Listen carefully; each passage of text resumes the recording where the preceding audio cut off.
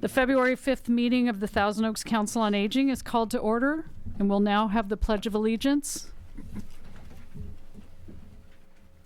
I pledge allegiance to the flag of the United States of America and to the republic for which it stands, one nation, under God, indivisible, with liberty and justice for all.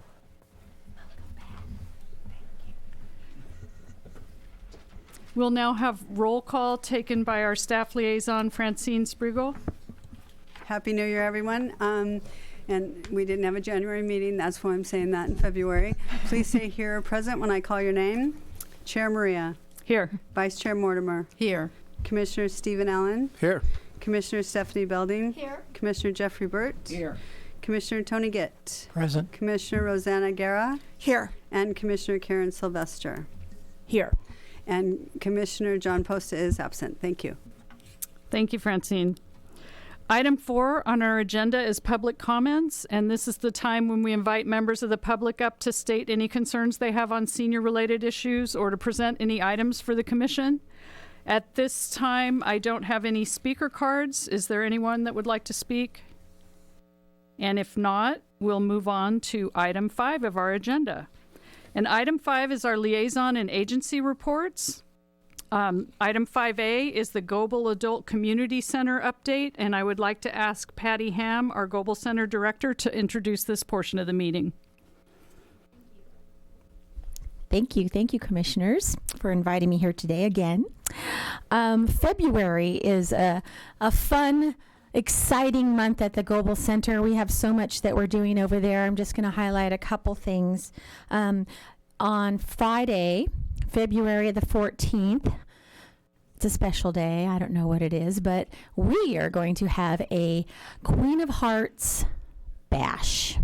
And it's going to be a Alice in Wonderland themed Valentine's party for our seniors. And we already have 98 seniors signed up for it. We can go up to 120. So any of you out there that are Alice in Wonderland enthusiasts or Valentine's fans, or you just want to go and have some fun, we have a live band coming. We're going to be serving cordon bleu with red potatoes and asparagus and salad, and I haven't decided on what special dessert we're going to have yet, but it's going to be yummy, I can tell you that. There's going to be a lot of dancing and fun and a fun photo booth for everybody, and the cost is $10, and it's from 5 to 7 p.m.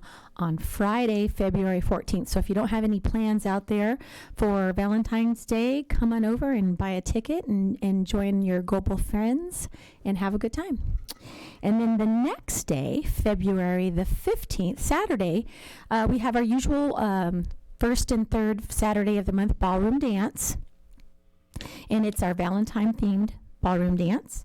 And Dance Masters will be the live band that will be performing. And the dance lesson for that day will be the bolero. Very fancy. So the admission for our ballroom dances are $10, and the dance lessons start at 6:30. They end promptly at 7:25. The dance starts at 7:30 and then ends at 10 p.m. And there's a lot of fun dancing and socializing. We do have male host dancers for those of you ladies that may want to go but don't have a partner. You have a chance to dance, and then they always have a great sponsor and yummy snacks at halftime for that. And then, if you're still board, the next day, Sunday, the 16th, we have our History Comes Alive series. Our Global Senior Center Commission presents Dorothea Felon, a Victorian striptease. Ooh. And she is going to be giving us a history lesson on the Victorian clothing for a woman. And she will be going from the outside in. So she will be talking about the different clothings on the outside, talking about it, and then it comes off. And then it's not as risque as you think, but maybe it'll get a lot of folks to come because of it. But that is $7, and it is from 3 to 4:30, and it's a fun history lesson. It's a great way to spend your Sunday afternoon if you don't have anything to do. So that's it for the Senior Center happenings for the month of February. Thank you, Patty. Our next item, 5B, is the Conejo Senior Volunteer Program, and I'm going to turn it back over to Patty to give us an update on CSVP. Yes, Julie is at the Senior Congress today, so I am stepping in for her. The CSVP volunteer program provides income tax assistance, and that program started on Monday. And it is a free program for seniors 60 plus or persons with an income of $56,000 or less, regardless of age. So it's a great service for our community, for our seniors and our low-income folks. The program runs, it started last Monday, February the 3rd. It runs through Wednesday, April 15th. And the tax preparation sites are the Conejo Creek South Community Room, which is located at the Conejo Creek Soccer Fields. There's a building there. And that's Monday through Friday from 8:30 to 4 p.m. And there's a location in Newberry Park, the Newberry Park Library, on Wednesdays from 10 a.m. to 4 p.m. And there are no appointments. It's walk-in. First come, first serve. And if you need more information about that, you can always stop by the Global Center or give us a call at 381-2742. Another opportunity, we have Hospice of the Conejo Community Volunteer Training Program. This unique 8-week educational program prepares volunteers to deal with compassionately and sensitively with end-of-life issues by providing them with the necessary skills and knowledge to be of service to individuals facing life-limiting illness. Volunteers are there to hold a hand, listen, read, or help write a letter. They may run errands, walk a dog, or provide respite to a family member. Trainings are Tuesdays, April 7th through May 26, 2020. And one more opportunity for the CSVP is the Be a Literacy Tutor. The Conejo Valley Adult Schools Literacy Center is looking for engaged people who want to give back to our wonderful community. They are always in need of new tutors who love meeting and getting to know great people from a very diverse background. No experience is necessary. The workshop takes place on Friday, February 21st from noon to 2 p.m. at Conejo Valley Adult School. And that is it for CSVP. Thank you, Patty. You're welcome. All right, our next item is 5C, and it's the Ventura County Agency on Aging report, and I'm going to ask Commissioner Gitt to give us an update. Thank you. Can we have the next slide, please? Thank you. So California's Aging Network consists of 33 agencies, area agencies on aging that coordinate, administer, and implement a wide range of programs, services, and advocacy efforts for older adults and persons with disability. In Ventura County, it's known as the Ventura County Area Agency on Aging, or VCAAA, and some of their programs include caregiver support, nutritious meals, and legal advice. One of the programs that's coming up in February is a informative seminar on housing information for seniors for both homeowners and renters. The next slide, please. It's going to be held on February 18th in the Camarillo Library. It's sponsored actually by the Council on Aging for Camarillo, but it has a lot of interesting information for all seniors who are interested in housing and renting. Some of the items that will be covered are Section 8 housing, public housing, and affordable housing programs that are available to seniors, senior housing in Camarillo and other areas, 55 plus income restricted apartment rentals in California and the programs for that, home repair programs, volunteer programs for home maintenance and repair, renting a room in your home, requirements for accessory dwelling units or granny flats, and there'll also be some people talking about their personal experiences with renter researching and applying for low-income rental units. So it's a very interesting program. It'll be at 10 a.m. to noon in the Camarillo Library on February 18th. Next thing I want to talk about is the Master Age on Planning. As many of you may know, the governor has issued an executive order to create a Master Age on Planning for seniors. That effort has kicked off in the summer with the appointment of a stakeholder committee, and then they have been holding meetings throughout California and lots of webinars. The webinars are very interesting, and they happen every Wednesday, and you can either log on to them with the internet or you can call in on a telephone. There's no cost, and it's very interesting. If you're interested in linking up, you just go to Google and type in Master Plan for Aging Calendar, and you'll see the link to get to the webinars. They start at 9:30 every Wednesday. This morning's webinar was on transportation, and it was extremely interesting. They had speakers from all over California for different agencies speaking about what is going on in senior transportation and what's needed. You have to remember that in this century, or in the last 100 years or so, the life expectancy of seniors has tripled, 3 decades tripling. So we now live to be a lot older than we used to, and the state and the country just really aren't ready for it, especially with the baby boomers. And so there needs to be a lot of work done if we're going to be able to cope with this increasing density of seniors. So I encourage you to call in. Some of the programs coming up. Next Wednesday will be a seminar on poverty, hunger, and homelessness. Following week will be emergency and disaster preparedness and response. On February 26th will be isolation, inclusion, and respect. On the 4th of March, civic and social engagement, and then parks and community spaces on March 11th. So a lot of interesting information. You're welcome to make inputs. It's very easy to make inputs either on the internet or by email or actually writing in. And all of this information will be put together in a master plan that'll come together this summer, and the governor will review it and then issue it in October of this coming year. Thank you. Thank you, Tony. Next on our agenda, item 6 is our commission reports, and at this time I'd like to ask Vice Chair Mortimer to introduce this section of the meeting. Thank you, Chair Maria.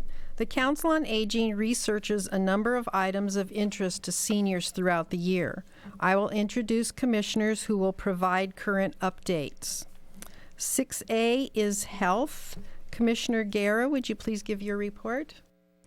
Thank you so much. As your commissioner, I'm tasked with covering topics related to health.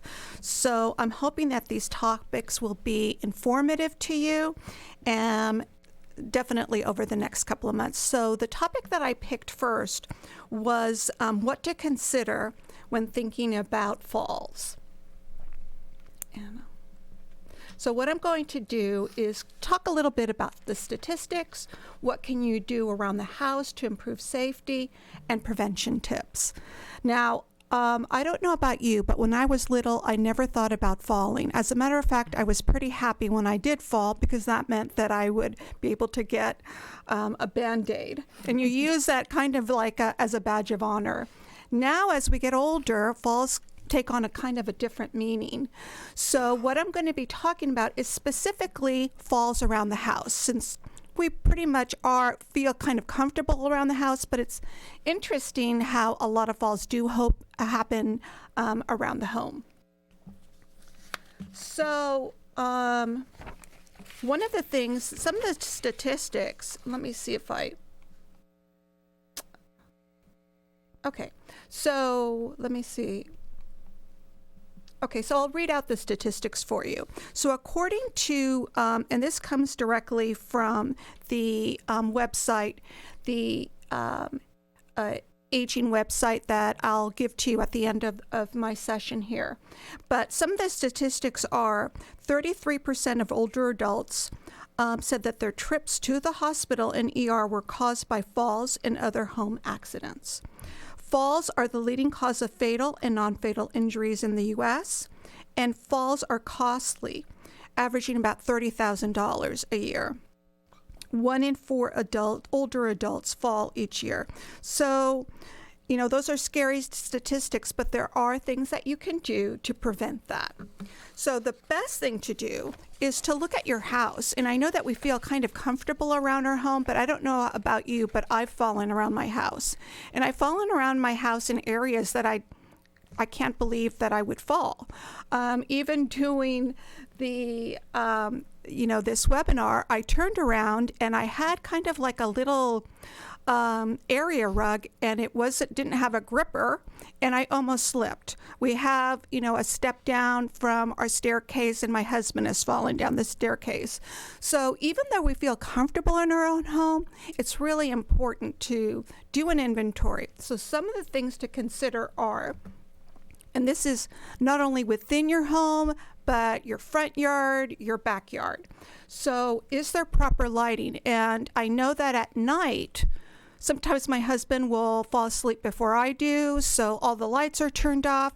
And even though I'm trying to adjust my vision for some of the light that's coming in through the window, it's nice to have like night lights or even some type of track lighting along the carpeting. So asking yourself, do you have enough lighting? Is there clutter on the ground? And I do have to confess that I still have some of my Christmas stuff on the ground. So if you have anything on the ground and you forget that it's there, it's a wonderful opportunity to fall. So if you have someone that can kind of come and help you take some of that stuff off the ground, and even if you can't and you find that it's too heavy, that's why you have kids, so they can come and help you with the clutter. The other thing is proper handrails, and as I mentioned before, lighting on the stairs.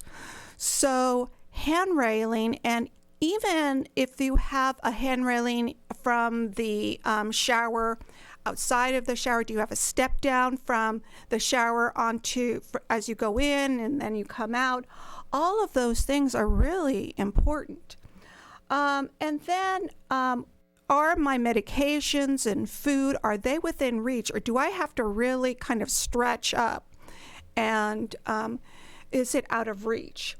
And are your chemicals or tools, are they in a safe and secure location, or are they causing a hazard? So now what can you do with your body? So we talked a little bit about what to consider physically in your home, but what about you and your own body? And some of the things that you can do is really strengthen your own core. Your physical activity really makes a difference in terms of improving your flexibility, as well as strengthening any type of exercises that strengthen your balance.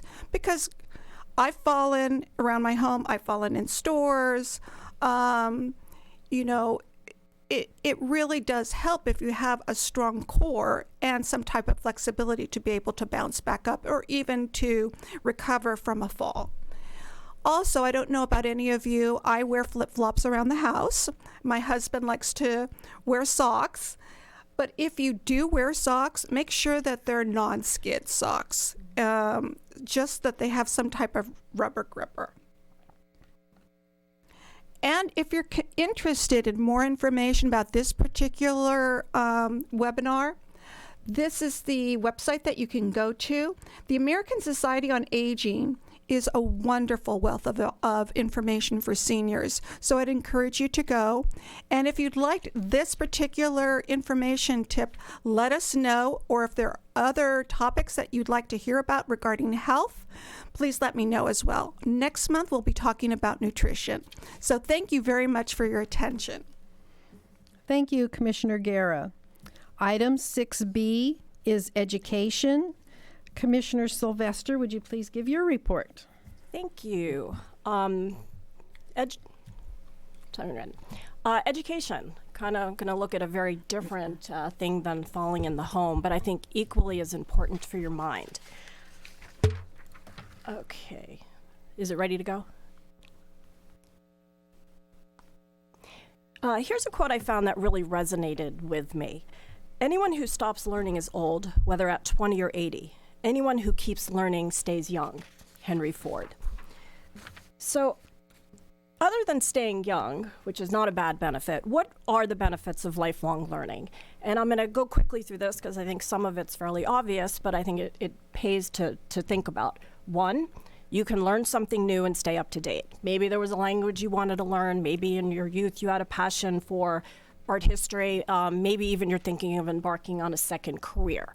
But those are one reason to seek out some learning. 2, meet new people and socialize.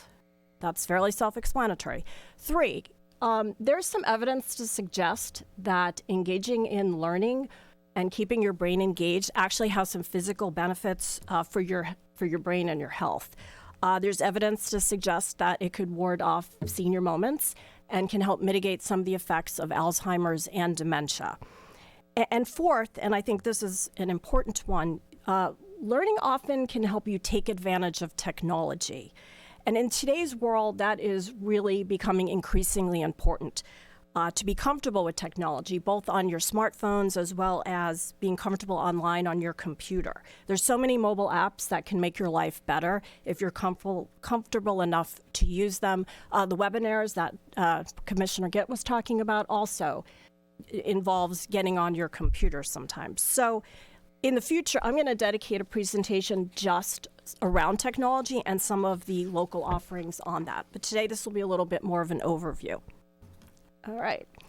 So how can I take classes? 1, just like in our youth, you can walk into a classroom and take it in person. And a lot of the colleges and community colleges, our local community centers, all of them do offer classes where you can show up and take them in person. 2, once you've mastered that technology, there is a plethora of online opportunities and classes that you can take. I know a lot of colleges and universities offer this. I know my alma mater is constantly emailing me about different classes I can do online and different webinars. There's also, and I'm going to go into a little bit more detail, some opportunities to learn via the telephone.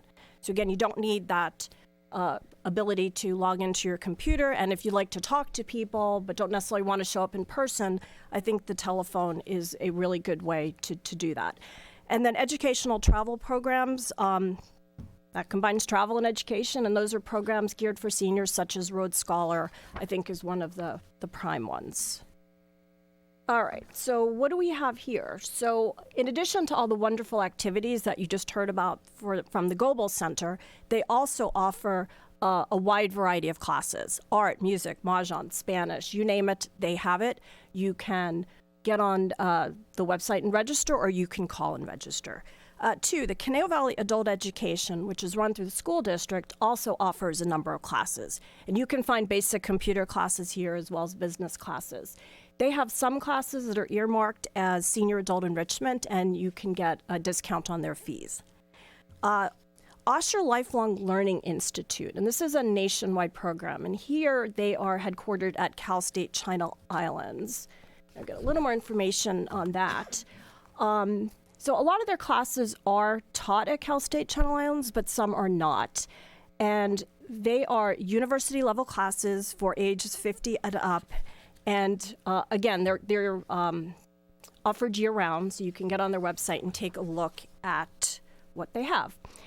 And finally, I want to shout out to a telephone opportunity. This is Well Connected, a community for seniors run by Covia. These classes are all free. They're open to adults 60 plus. You can do them online, but you can also call in via the telephone and have a conversation, learn something, etc.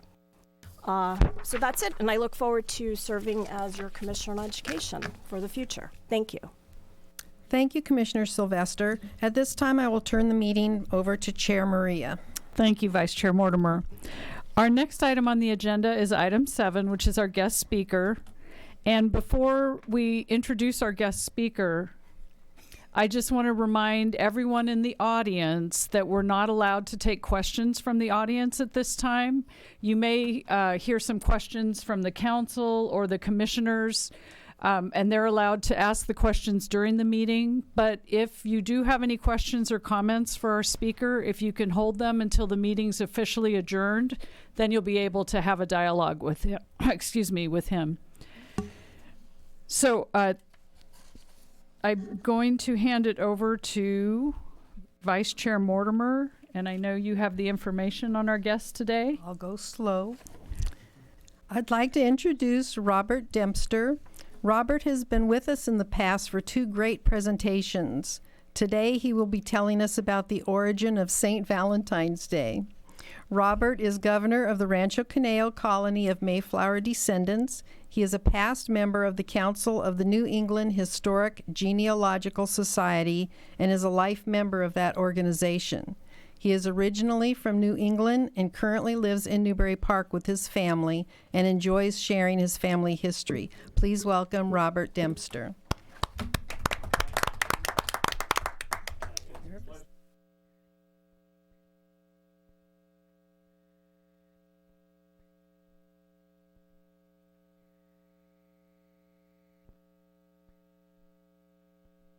A background certainly makes me qualified, but it's hard for me to believe that here at 85 years old, I'm somewhat of an authority on love, which is something I never planned on. Just to put this into perspective, the celebration of love is big business. And it is nearly a $20 billion business. Over the next few days, roughly 200 million roses will be sold, about half red. 145 million cards will be exchanged. $2 billion worth of candy will be purchased.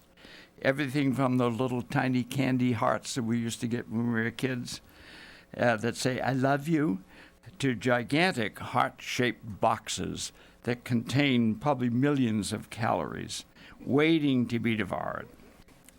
We will spend, and ladies, you can, because I'm addressing the ladies because it's the men who will spend, $125 a person between the dinner out, the wine, the flowers, the candy, and of course the card. Since this is the day we celebrate love, we must report that 85% of men and women say sex is an important part of Valentine's Day. It is estimated 11,000 children are conceived on Valentine's Day. Well, how did all this begin? To what, or more precisely, to who do we owe for this event that we celebrate every February 14th around the world?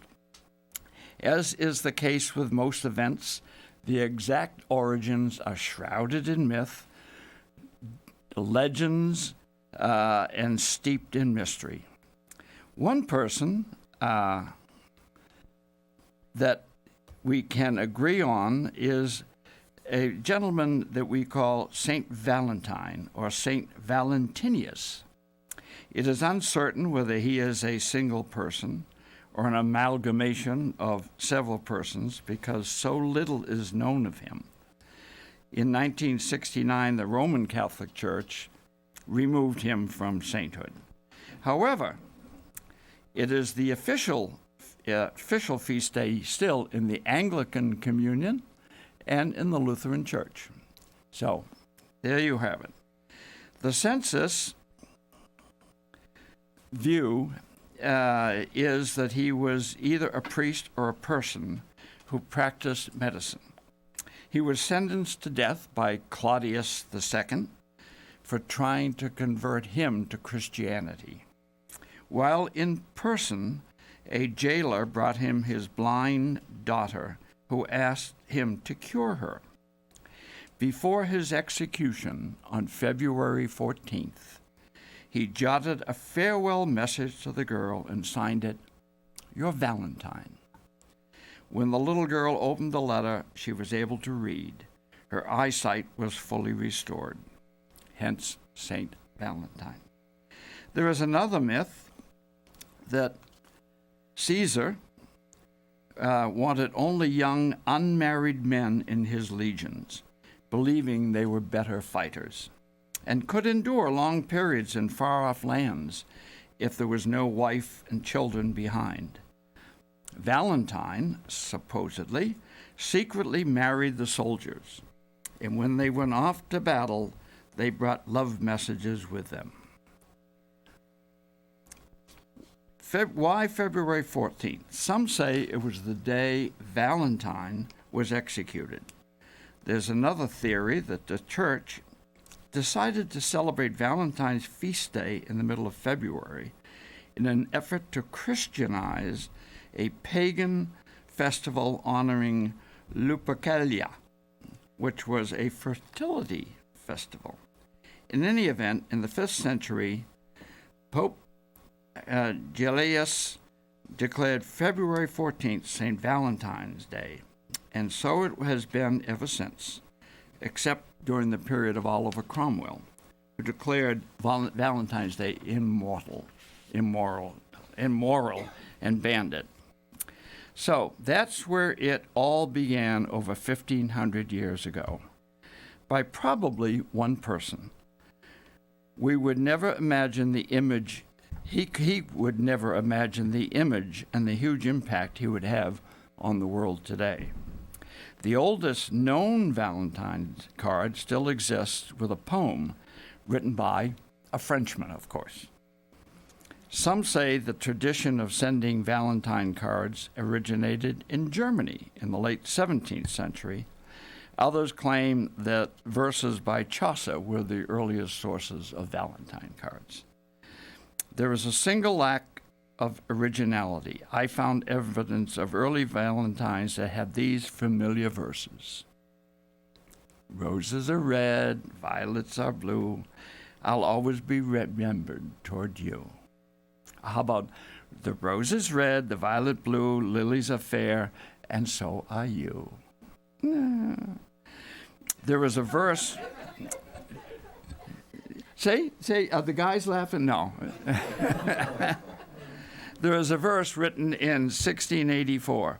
Good morrow, Valentine, God send you ever to keep your promise and be constant ever. How about the immortal bard? What's in a name? That which we call a rose by any other name would smell as sweet. And the beloved poet of Scotland, Bobby Burns, oh, me love's like a red, red rose that's nearly sprung in June. Oh, me love's like a melody that's sweetly played in tune. The Scots, of course. And, of course, Elizabeth Barrett Browning, how do I love thee, let me count the ways, and so it went on for 14 lines. In the early days, all Valentines were penned by hand.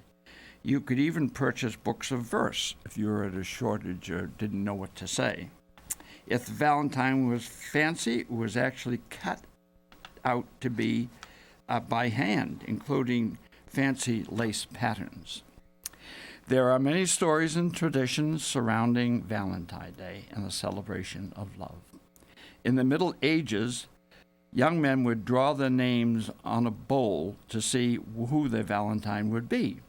And then they'd pull that name out, put it on the sleeve, and do you suppose this is the origins of the expression, wear your heart on your sleeve? Probably. Some believe that if a young lady saw a robin flying overhead on Valentine's Day, she would marry a sailor.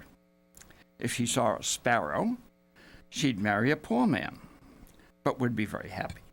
On the other hand, so they say, on the other hand, if she saw a goldfinch, she'd marry a wealthy man.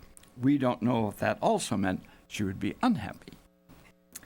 In Wales, wooden spoons would be carved as gifts on Valentine's Day. Popular motifs would be hearts, keys, and keyholes. Obviously, the conclusion, you unlock my heart. Oh. The oldest Valentine letter dates from the 15th century when Marjorie Bruce penned this note addressed to John Paston. Right worshipful and well-beloved Valentine. Valentines came to America in 1630. There's some of the pictures of saints. In 1630, in the form of a letter written by John Winthrop, one of the early settlers of New England, who for many years was the governor of the Massachusetts Bay Colony, who wrote to his wife and ended the note, "Thou must be my Valentine, for none hath challenged me." The 1840s brought forth the golden age of Valentines. Victoria ruled a large part of the world, and she and her loving Prince Albert gave birth to an era aptly named for her, the Victorians. And the Victorians freely sent Valentines through the penny post. And in America, the U.S. Post Office introduced a new 5-cent stamp to speed those love notes along the way. By the mid-1800s, handmade Valentines were becoming less common. Dawn of the Industrial Revolution brought the machine age, and elements to make a fancy Valentine could be produced with the right dyes and exquisite embossing. Perfect fancy lacework was perhaps made, stamped out, and created from the quality papers not readily available in America. So now I can introduce you to the star of our Valentine show. Not him. Esther Howland. Esther Allen Howland. She was 3 times removed great-granddaughter of John and Elizabeth Howland. And John Howland was a passenger on the Mayflower. And I'm also descended from John Howland, which means that probably Esther and I were distant cousins. She was born in 1828 in Worcester, Massachusetts. For those of you from New England, where'd my friend go from New Hampshire? I guess he is disappeared. Worcester. Some people would call it Worcester, but it's Worcester. To Southworth Howland and her mother, also Elizabeth. But other relatives of Esther were descended from another son, Joseph. Pilgrims John and Elizabeth would have 10 children. By the time of Esther's birth, there would be thousands of Howlands throughout New England and beyond. She graduated from Mount Holyoke Female Seminary, now Mount Holyoke College, which is still an all-girls college out in western Massachusetts. But this was for young women planning to be missionaries in the spirit of the Great Awakening.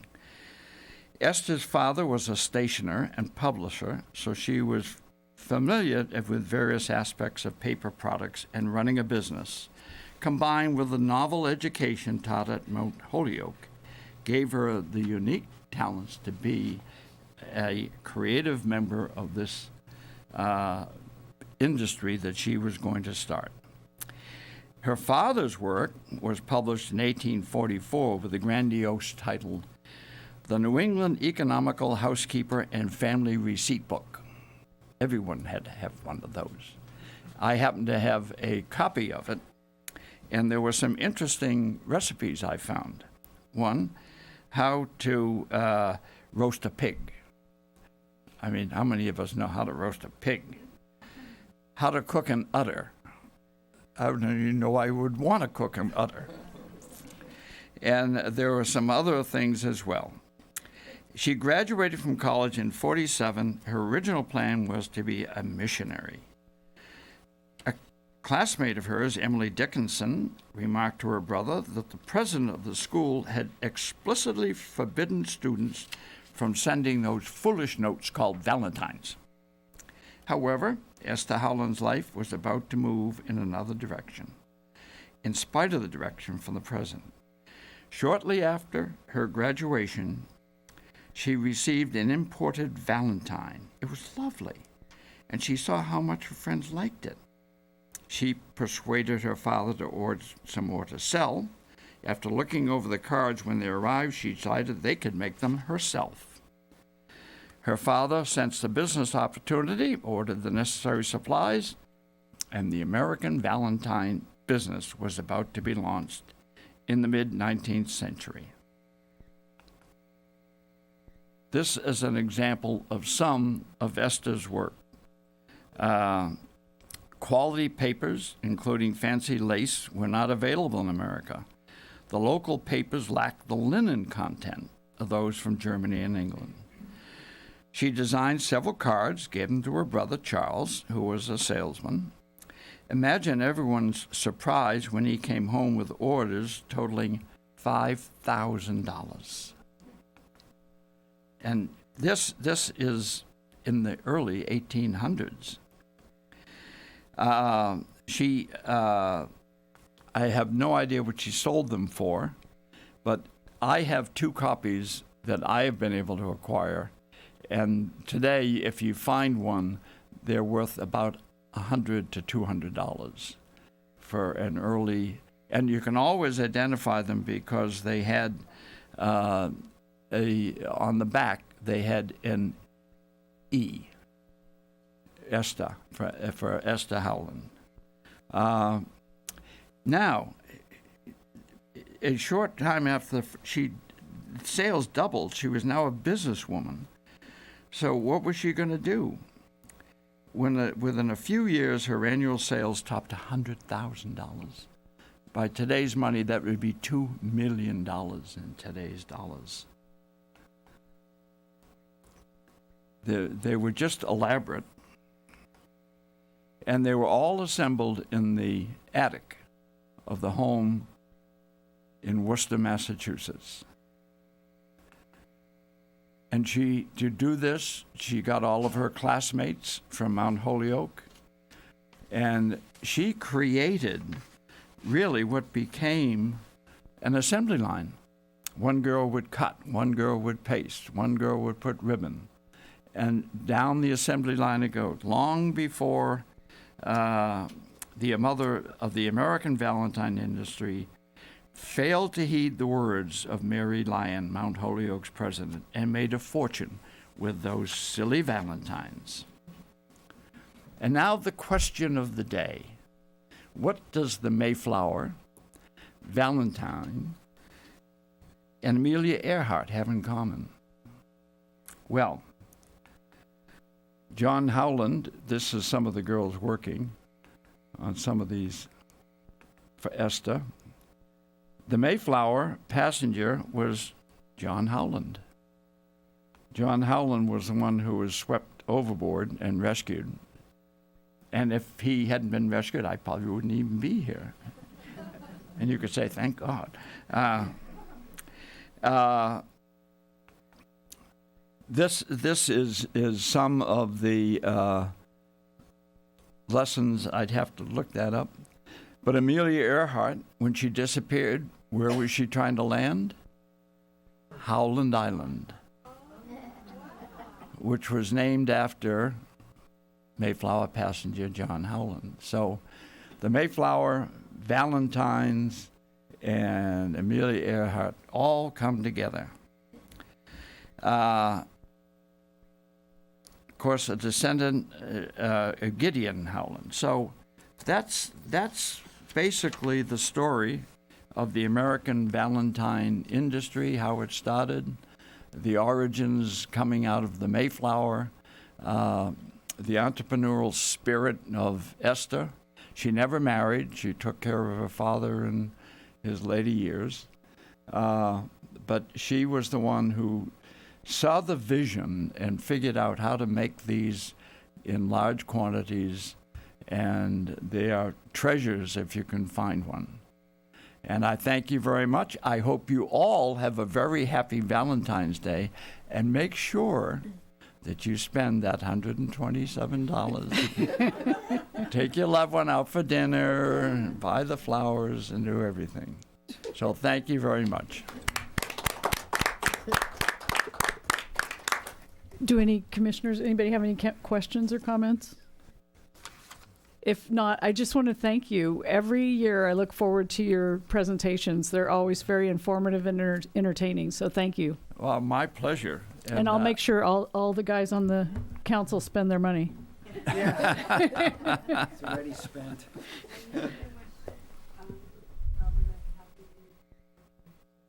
Today? Today's Oh, happy birthday. Oh, thank you, thank you. It's amazing what people will do for free dinner. We had celebrated on Maui, where we go up in West Maui, and we had 32 people who came over, family and friends, and all for a free dinner. But we all had a great time, and I have always said if I'd known I was going to live this long, I'd have taken better care of myself. Thank you very much. All right, our next item on the agenda is commissioner comments, and this is the portion of our meeting where our commissioners on the council can provide any announcements or information that they want to share. It's not a discussion or an action item event. It's just some sharing of any comments that they have. So I'll open it up. Commissioner Belding. Yes, I just have a brief comment. For those of you that went to the Wellness Fest, it was amazing. We had about 80 vendors there and hundreds and hundreds of people that came. And I personally wanted to thank Commissioner Mortimer, Commissioner Sylvester, Commissioner Guerra, Commissioner Burt for coming and spending the time to get out the word to our community about the Council on Aging. And it was fantastic. And if you missed the Wellness Fest, you must go next year because it's really exciting and cool. So thank you. Thank you. Commissioner Gitt. The Conejo Valley Village helps seniors stay in their homes and remain socially connected to our community.